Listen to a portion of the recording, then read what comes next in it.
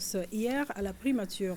Le chef du gouvernement a successivement reçu le magistrat écrivain Modibo Diabaté et l'artiste Gawusu Keita.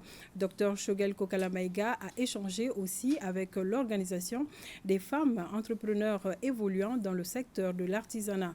Enfin, le Premier ministre s'est entretenu avec les responsables de la Chambre de commerce américaine au Mali, une structure commerciale récemment créée pour faciliter les échanges commerciaux entre le Mali et les États-Unis. Le point des audiences avec Aridjou Matina. Le siège de la Chambre de commerce américano-malien a été inauguré à Bamako le 16 novembre dernier et est désormais opérationnel.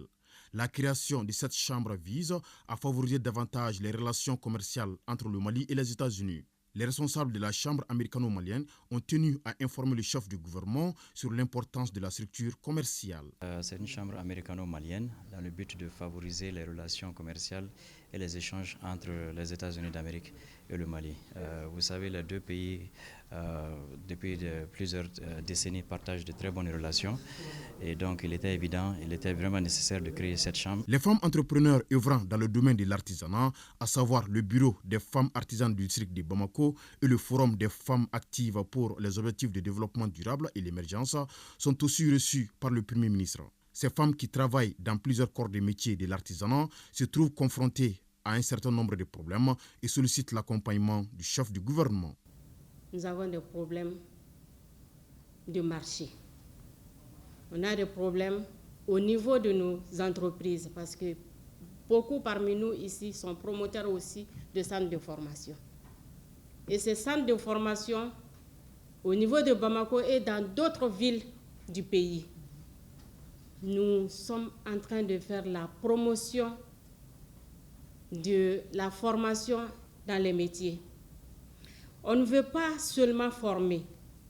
À ce stade, on voudrait vraiment faire formation et l'insertion. Faites-moi un courrier dans lequel vous soulevez tous ces problèmes un à un, avec des exemples. Quand ce courrier va venir, au lieu que ça reste à la primature, on va regarder, on va l'imputer par chaque ministre, suivant la spécialité. Et le ministre va vous appeler pour que vous discutiez avec lui. Qu'est-ce que l'État peut faire et qu'est-ce que l'État ne peut pas faire.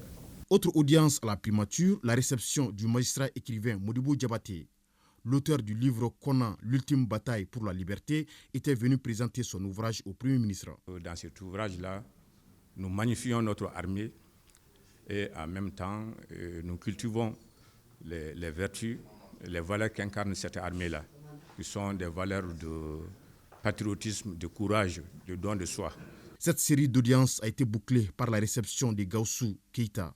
J'ai choisi le PM parce que c'est un personnage qui m'a beaucoup marqué. D'ailleurs, à travers sa pensée, à travers sa façon de faire, à travers sa façon de gérer notre pays.